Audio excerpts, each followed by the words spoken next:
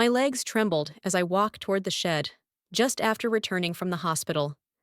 As I got closer, the sound of heavy, ragged breathing sent a chill down my spine. I leaned in, peering through a narrow slit of light seeping from the door, and nearly screamed.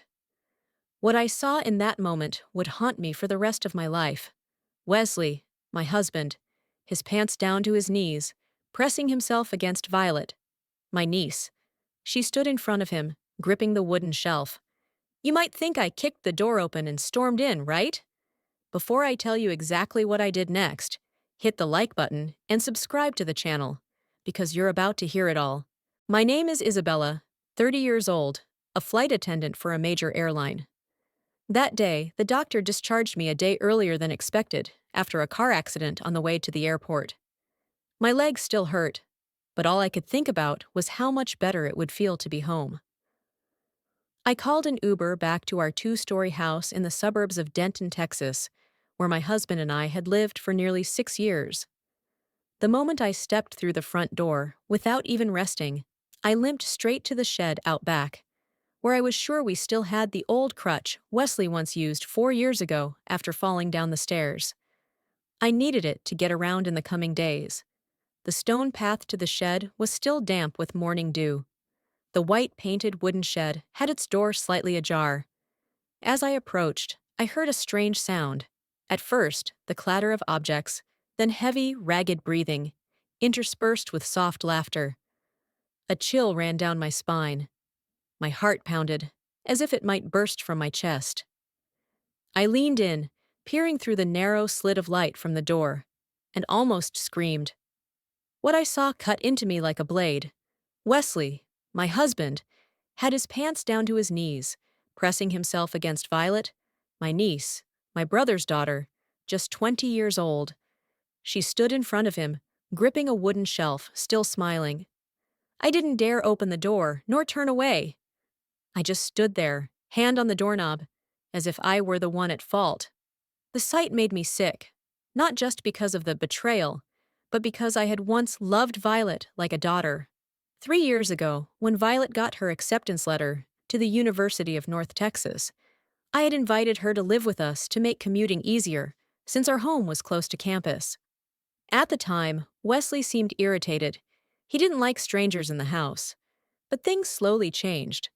He started smiling when Violet talked, even began cooking extra portions for dinner, something he never did before. I didn't want to believe it. I told myself these were just the suspicious thoughts of an overly emotional woman, but now I could no longer pretend. I stepped back, didn't open the door, didn't say a word. I decided not to confront them. I wouldn't let them see me as weak.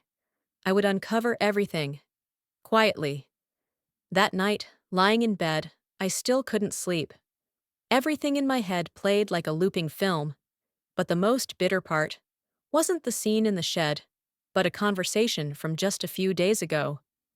I was still in the hospital then, and Cynthia Morgan, my best friend from college, now a lawyer, came by. She brought homemade cookies in a juice box, sitting beside me like we used to in the dorms. I told her about my unease, how Violet had been making me uncomfortable lately, and how Wesley was growing more distant. Cynthia looked at me, her voice calm but firm. If you're suspicious, don't ignore your gut. I laughed then, thinking I was being paranoid. But now I wish I had listened to her sooner. I wish I had trusted my instincts instead of trusting the bouquets Wesley brought every morning to the hospital. I couldn't do this alone. I was a woman who once believed in love, not a detective. And I knew, if I acted too soon, if a single piece of evidence was discovered, every chance to expose them would vanish. So I called Cynthia again, not to vent, but to ask one very specific question. Is Joseph still doing freelance work? She paused for a few seconds, as if she already understood, without needing further explanation. Then she replied, He's very discreet, you know that. I'll talk to him 2 days later. I received an email from a strange address, no signature, just a short line. Meet me at Lakeview Cafe at 10 a.m. tomorrow. Alone, I knew it was Joseph. Joseph, Cynthia's husband, was a former insurance investigator who now ran a small private detective agency in Fort Worth. He was quiet, observant, and never let emotions override the facts. That was exactly what I needed now. When we met, I handed him what I had: a photo of Violet wearing a North Texas hoodie, her class schedule once stuck to our fridge, and her full name. I didn't need to know everything. I just needed the truth. 3 days later, Joseph sent me a PDF titled simply, Violet Blake, Timeline and Incidents. I printed it out, reading every line slowly. Violet had been expelled from the University of North Texas just 3 months after enrollment, the reason being 2 arrests for drug use on campus. In addition, Joseph listed several unofficial incidents, including 2 allegations of theft from classmates. Once for a pair of ePort headphones, the other for $200 from a desk neighbor who'd fallen asleep.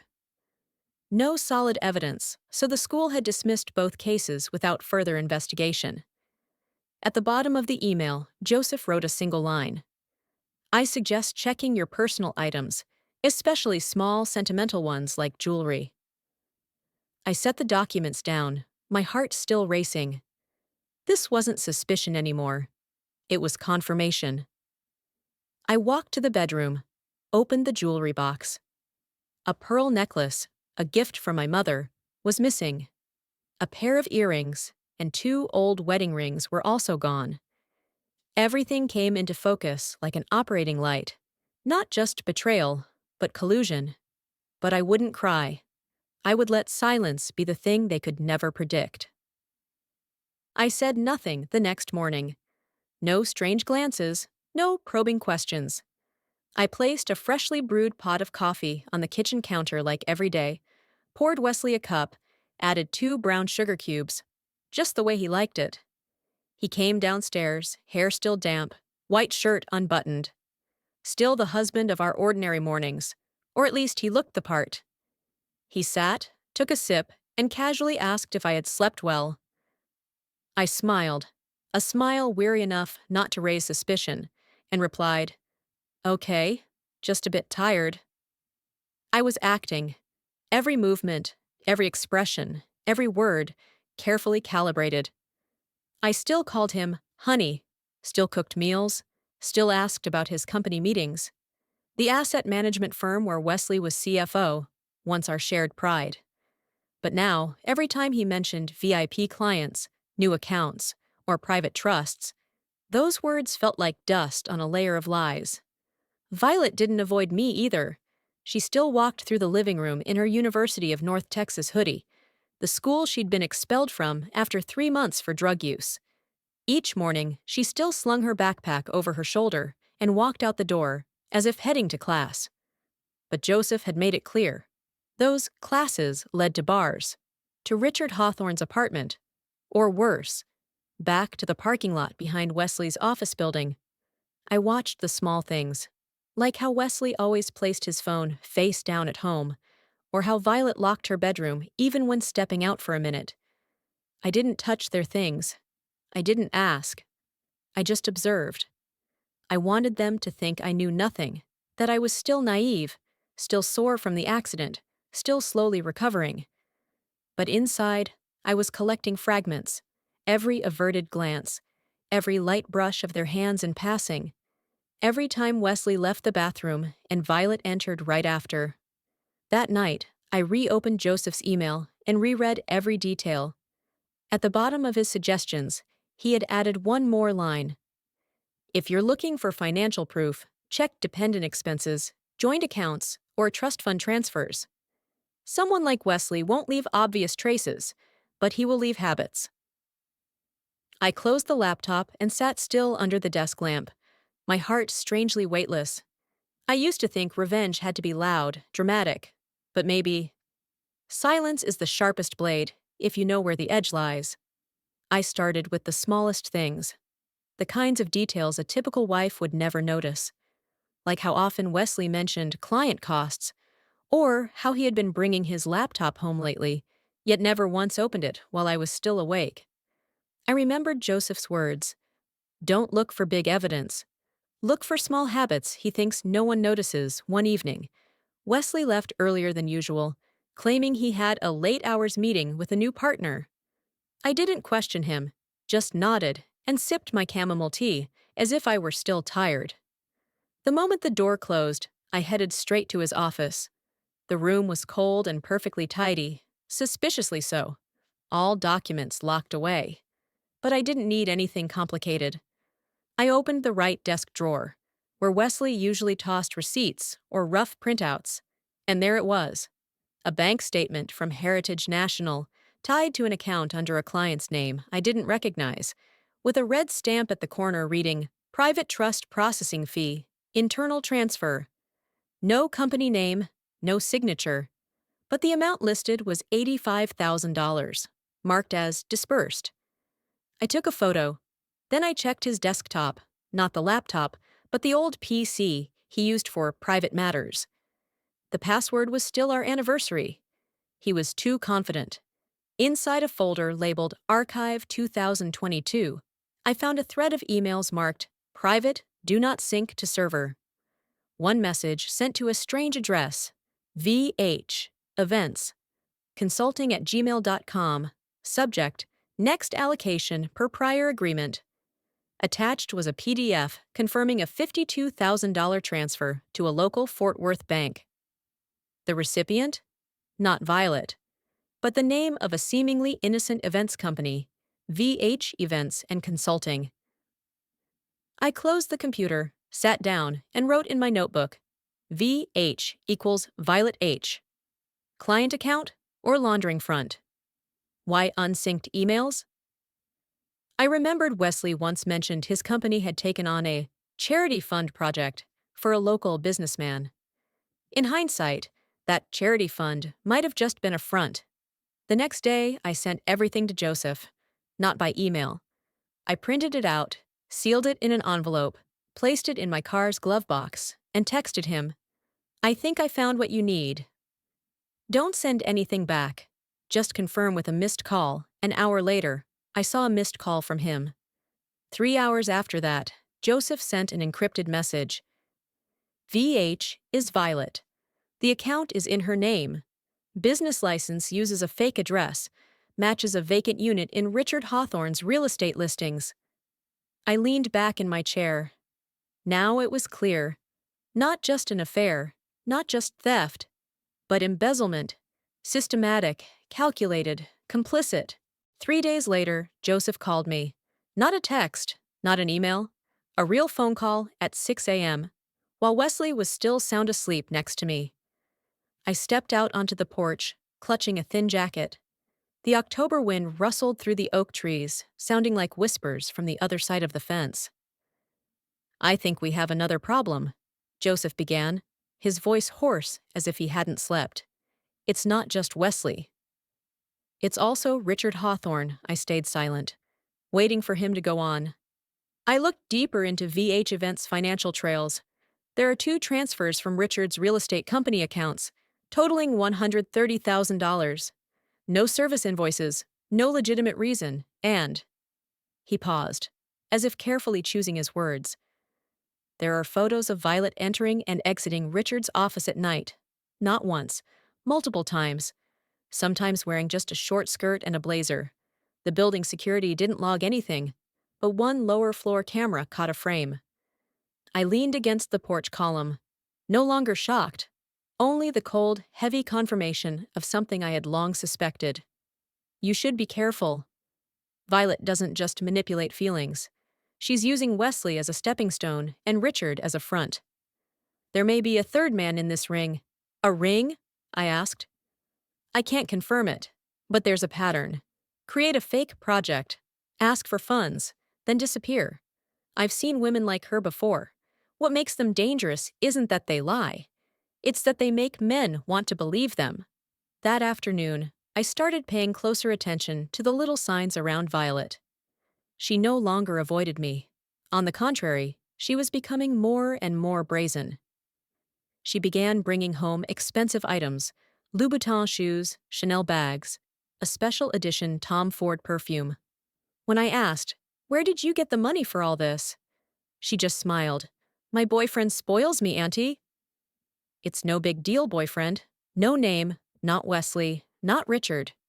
Just a vague term, the way she always slid past the boundaries of truth. That evening, I reopened Richard Hawthorne's file. 58 years old, CEO, and founder of the real estate network stretching from Wesley to Fort Worth. Widowed 5 years ago, no children, a personal fortune estimated at around $48 million. A man of power, of wealth, and, most importantly, one who could easily become prey for a 20-year-old girl who knew how to play naive at the right moments. Joseph sent another recording. It was Richard's voice from a call with his secretary. I want that expense filed under the communications fund as discussed. Don't ask further. Violet made the proposal. I trust her proposal. From a girl who didn't graduate college, who had no work history. I shut the recording. Just then, Joseph's final message came through. If you want Richard to know the truth, I have a way. But only when you're ready. I looked out at the backyard, where Wesley was mowing the lawn like the picture-perfect husband. A flawless mask. And Violet? She was upstairs by the window, laughing into her phone, swirling a martini glass in broad daylight.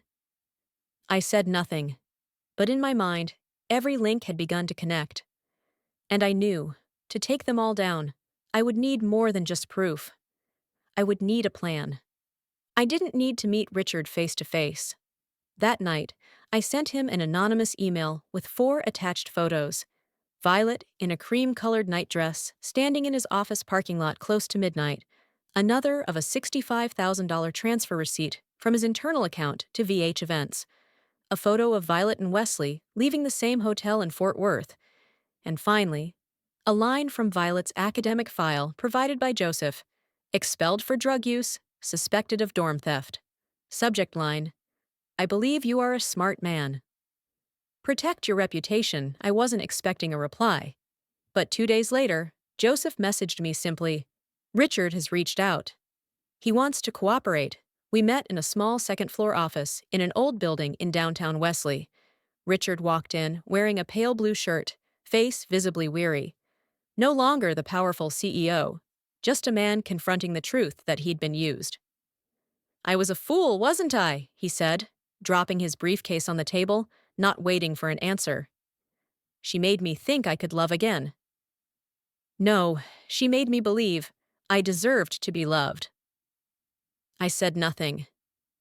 I simply opened my laptop and showed him a still image of Violet counting cash in his Range Rover, captured by Joseph's hidden camera. I don't want lawsuits. I don't want the media. I just want her gone. Richard sighed. Then let me help you, I said. Not with force. With the truth, the plan was simple. Richard would pretend to leave town on business, letting Violet use his car, which she had already treated like her own. Inside the vehicle, he placed a $15,000 Hermes Birkin bag and a white envelope containing $5,000 in cash, deliberately left under the back seat. A mini camera was installed in the sunglass holder above. She'll take it, I said confidently, and when she does, I'll have everything. 3 days later, the plan unfolded exactly as expected. Joseph sent me a 37-second video clip. Violet entered the car, glanced around the parking lot, bent over the back seat, opened the Hermes bag, then slipped the wad of cash and something else unidentifiable into her purse. She didn't know there was a high-resolution camera above her, or that she left fingerprints on the envelope below. I held the USB drive containing the footage. No anger, just a calm, absolute stillness, because this was only the first step. That night, once everything was in place, I sat alone in the study on the second floor of our Denton house. The room was quiet, the amber glow of the desk lamp cast over the laptop. I opened the clip Joseph had just sent. Violet, wearing her North Texas hoodie, gray leggings, holding the Hermes bag and envelope, looked around like she was playing some petty theft game. But her face was no longer youthful or innocent. It was the face of someone who knew exactly what she was doing, and believed no one dared touch her. I saved the video in 3 copies, naming them individually: hermas_bait_1.mov, v_theft_cam 2.mp4, proof_audio.m4a. Careful, step by step, no rush. Joseph also sent a scanned copy of the fingerprint taken from the envelope, matched to data from the teacup Violet had used at Richard's office. Undeniable. I printed everything: images, videos, analyses, and pinned them to a wooden board like a detective tracing a criminal web. In the center, Wesley's photo, circled in red. On the left, a photo of Violet, lipstick still on the wine glass from Wesley's birthday party. On the right, Richard's photo, alongside murky bank statements. At the top, my mother's photo, black and white, sorrowful eyes, wearing the pearl necklace now gone. I stared at the board, asking myself, how much had I overlooked, just because I wanted to believe in family? The next morning, I went to the bank in Denton and requested a full statement of the joint account between Wesley and me, the one I hadn't touched since my 30th birthday. The bank officer, a middle-aged woman named Monica, looked at me with gentle concern and asked, "How far back would you like to go?" 3 years? There'll be a fee. That's fine. When the thick file was laid in front of me, my heart sank. Cash withdrawals, transfers to unnamed accounts, purchases at a boutique in Fort Worth, hotel bookings in Austin, a used sports car registered under VH Events, the company where Violet was the nominal director.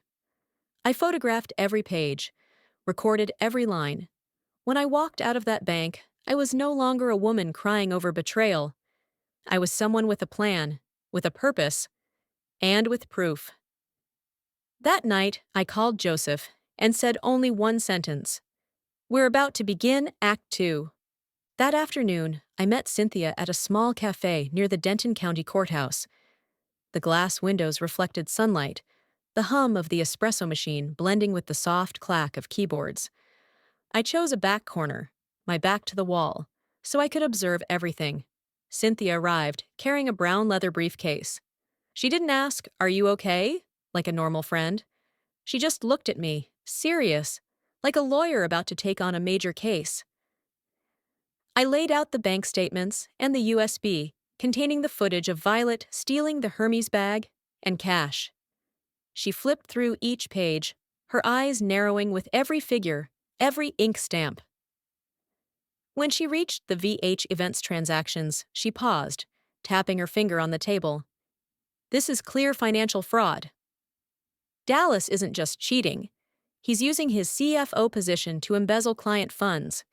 If the company finds out, he'll lose everything, and possibly go to jail." I said nothing, sipping my black coffee, letting the bitterness coat my tongue.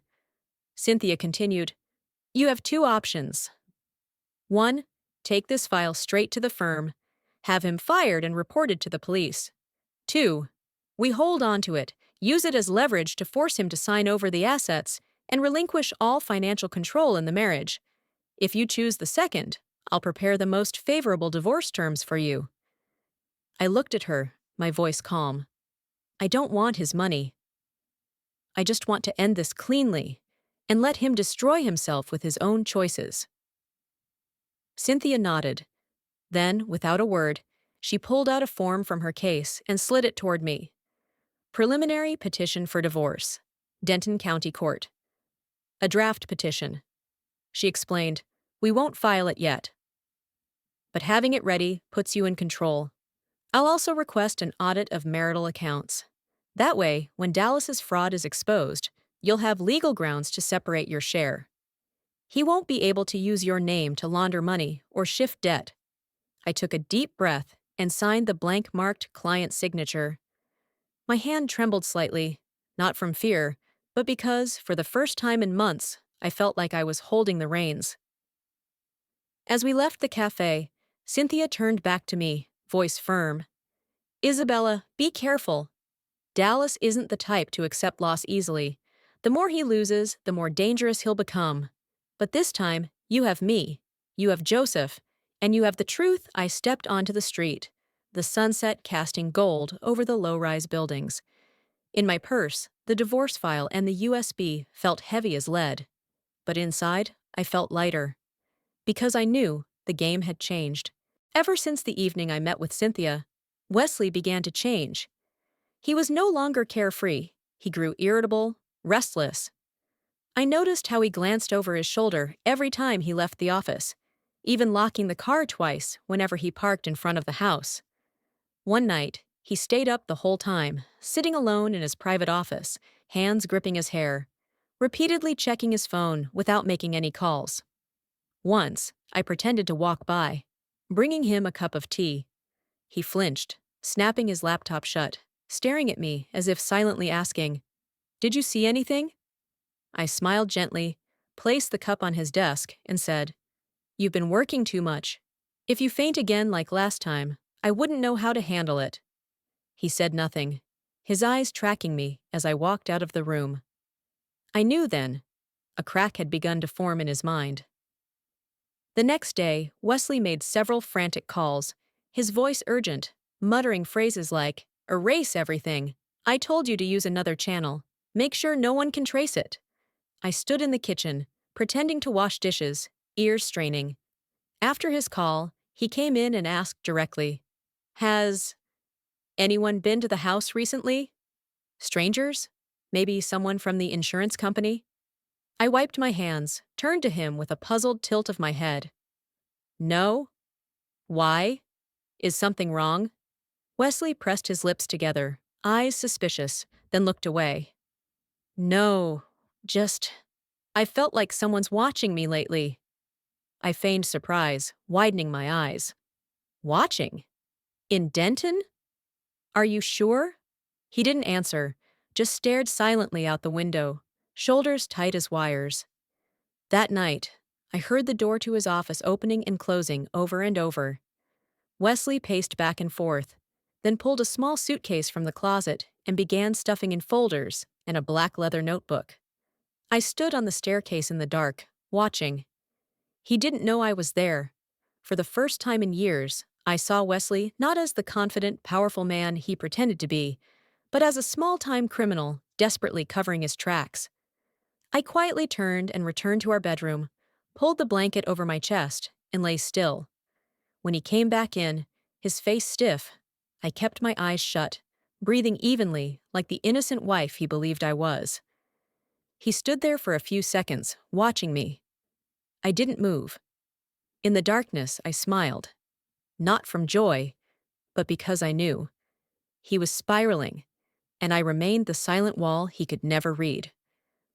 Joseph arranged to meet me in a car parked in the basement of an office building in Wesley. The dim neon lighting above made the whole scene feel more tense. In the back seat sat a woman around 30, hair tied neatly, black-rimmed glasses. Joseph introduced her. "This is Amanda Clark, Wesley's administrative assistant. She used to work in auditing, now she's in HR." Amanda agreed to help because she's seen some things that didn't sit right. Amanda nodded and handed me a spare access card. "This only gets us to the shared office floor. The real files are in Wesley's private system, but I know how to get in that night." I wore dark jeans, a black jacket, hair tucked into a beanie. We moved silently through the building, swiping the card. Everything was too quiet. Only the hum of the AC and the soft glow of LED panels. Amanda led us to Wesley's office. It was locked, but Joseph carried a compact lockpick set. Within seconds, the door clicked open. Inside, the desk was suspiciously immaculate. A familiar masculine cologne lingered in the air. Amanda sat at his desk, turned on the computer, and began typing the password. No success. She tried again, then a third time. I held my breath. "Wait," Amanda whispered, eyes lighting up. "It's still your wedding date." The screen lit up. I clenched my fists. Part heartbreak, part grim amusement. My wedding day had become the password to his crimes. In the client reports restricted folder, Amanda opened file after file. Joseph inserted a USB and started copying everything. And then, we found it. A detailed withdrawal plan. The figure crystal clear. $400,000. The funds were split, funneled through multiple trust accounts, and finally into VH events and consulting. I stared at the screen, my heart pounding. In the corner was an email Wesley had sent 3 days ago. Violet, get ready. After disbursement, we'll have enough to leave Denton. No one will trace it. I couldn't help but let out a laugh. A bitter, breathless one. Wesley thought he was clever, but he had just signed his own sentence. Joseph saved everything. Emails, plans, transactions. Amanda printed internal statements and tucked them in her bag. As we left the office, I glanced back one last time. This was the room Wesley once boasted about, saying our future begins here. Now it was just a crime scene. On the way home, Joseph said simply, "This is enough." With $400,000, the police won't just investigate. They'll close the case. Wesley has no way out. I nodded, eyes fixed on the car window, watching the streetlights blur into nothing. Not from tears, but because, for the first time, I saw clearly. The traitor was drowning himself, and all I had to do was keep the evidence lit. 3 days later, the house in Denton looked as peaceful as ever. Wesley came home late from work, pale-faced, tie loose, eyes sunken. I still set the dinner table as usual, even picked his favorite wine. Every detail was deliberate. The dinner looked like a scene, and I was its director. He sat down with a sigh, perhaps hoping for a quiet evening. I let him cut into his steak before placing a thick envelope in front of him. Wesley froze, his knife clattering against the plate. "Would you like to eat first, or take a look?" I asked, my tone unnervingly calm. Hesitantly, he pulled the envelope toward him. Inside were the bank statements, the withdrawal plan, and the email he had sent to Violet. When he reached the line, "After disbursement, we'll have enough to leave Denton," his face turned white. He shot up, trying to steady his voice. "Isabella, you don't understand. This is just temporary reallocation. Every CFO needs to manage cash flow like this." I let out a dry, bitter laugh. Cash flow? $400,000 into a shell company named after Violet? Do you think the police will call that reallocation? Or will they call it embezzlement, fraud, and criminal conspiracy? Wesley moved toward me, voice rising in desperation. "It was a mistake. Violet, she seduced me. I was tricked. We can fix this. Just, please stay quiet." I stared at him, voice low but sharp as a blade. "I'm giving you 2 options. 1. You go to the police and confess. I'll stay out of it. They might show leniency. 2. I turn in everything, and you won't just lose your career, you'll lose your freedom. I'm done protecting you, Wesley. It's your choice." Silence fell like a weight. Wesley slumped back into the chair, hands trembling, knocking over his glass of red wine. It spread across the table like slow blood. He whispered, voice cracking, I'll lose everything." I stood, looked down at him, my eyes cold. "You lost me a long time ago. Whatever's left, that's on you." In that moment, I saw it clearly. The power had shifted. The man who once believed he controlled everything now sat like a prisoner awaiting judgment. And I, the betrayed, was holding the final verdict. In the days following our confrontation, Wesley became a shell of himself. No more tailored suits, no more smug boasts about our future. Just a haunted man, drinking himself numb in the living room, bloodshot eyes staring into the void. I calmly set the table, brewed tea, never once mentioning the envelope again. My silence was the rope tightening around him. Violet was different. She still walked in smiling, but her eyes darted nervously. One night, as I went downstairs, I overheard her whispering frantically to Wesley in the shed. "You have to do something. If she knows, if she has proof, we're done.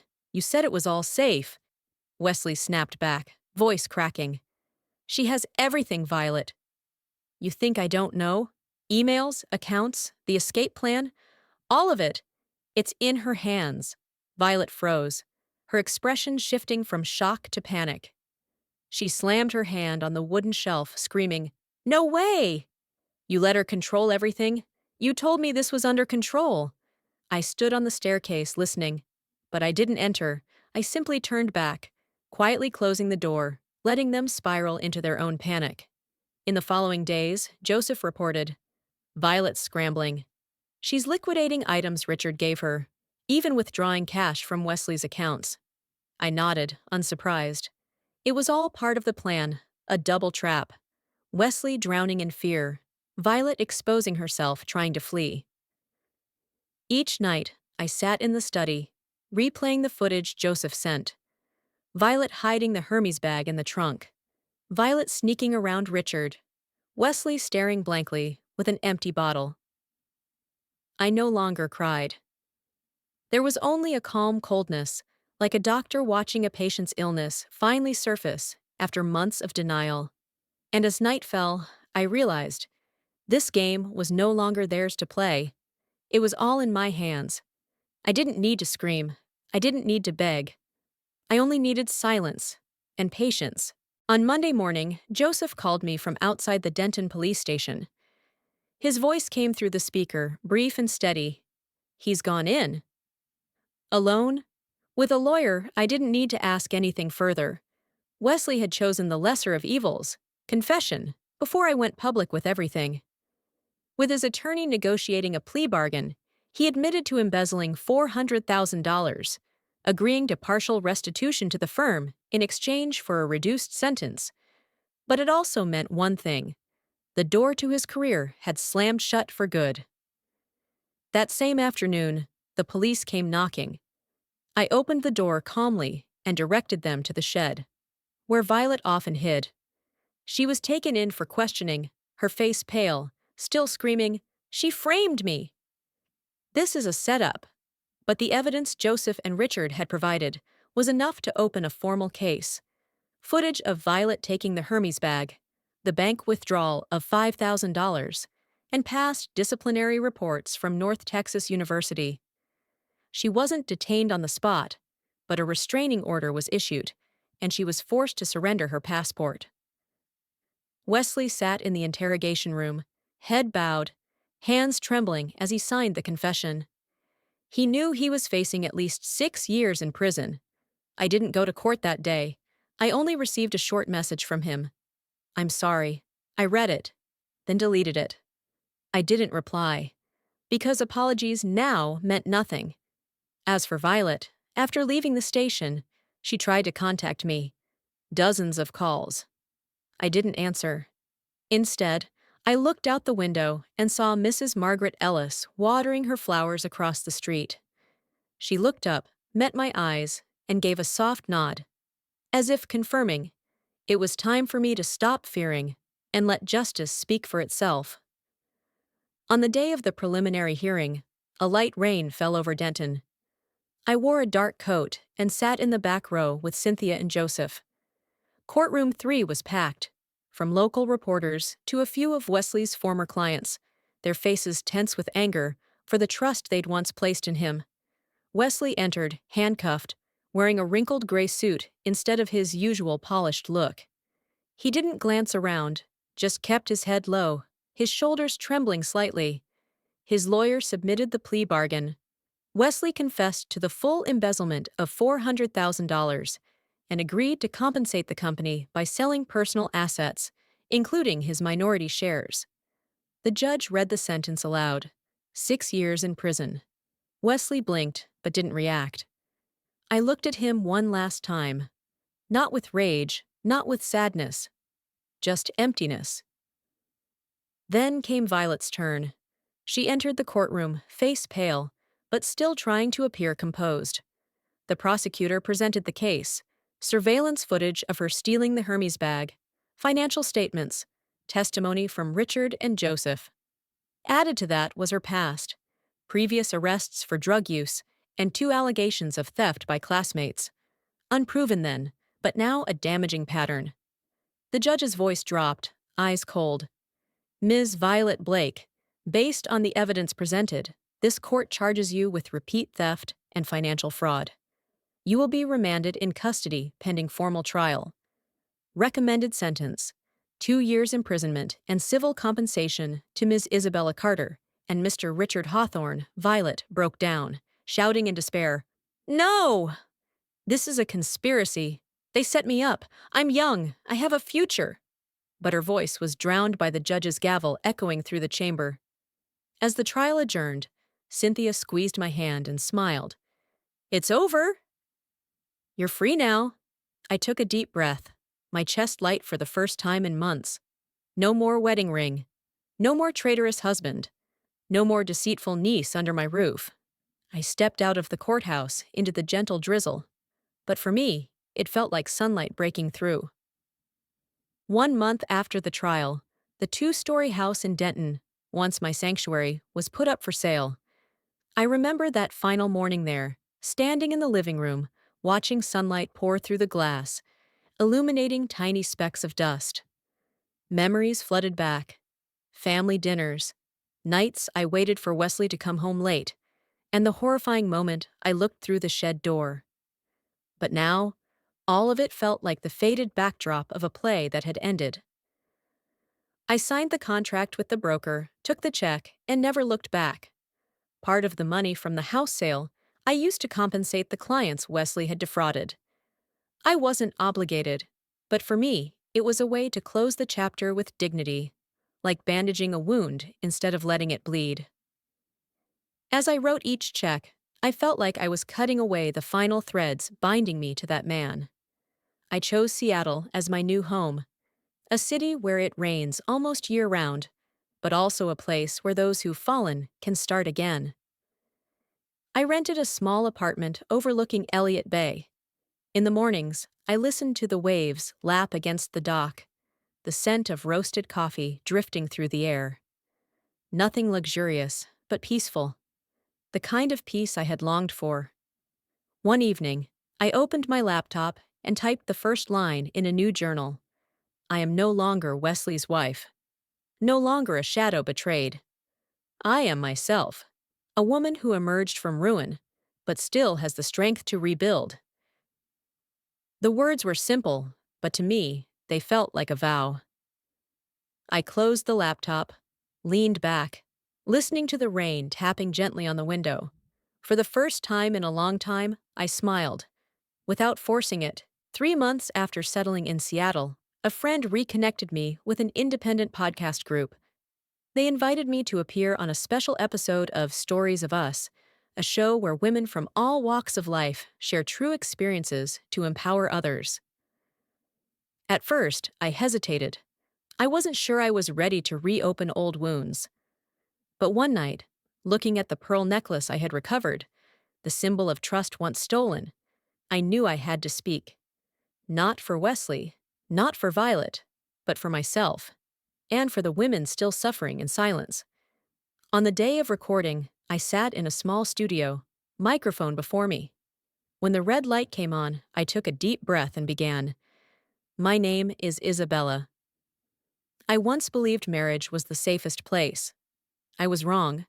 The man I trusted most betrayed me, and the niece I raised like a daughter used me. I lost a lot. But I also found something. Myself, I recounted each chapter. From standing at the shed door, hearing gasps and laughter, to watching Wesley in court, to signing the house away and starting fresh in Seattle. I didn't hide the bitterness. I didn't sugarcoat the ending. I let the truth speak, raw and unpolished. The host paused, then asked, "If you could send a message to the women listening, what would you say?" I smiled, eyes glistening, but voice steady. Don't stay silent. Don't believe that suffering preserves love or family. Silence only costs you more time, more blood, and more tears. Trust your intuition, and when everything collapses, remember, you are your safest refuge. The podcast aired a week later.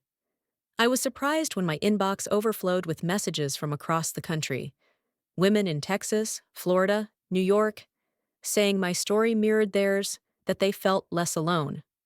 One morning, I sat by the window in my Seattle apartment, coffee steaming beside me, listening to my voice in the podcast.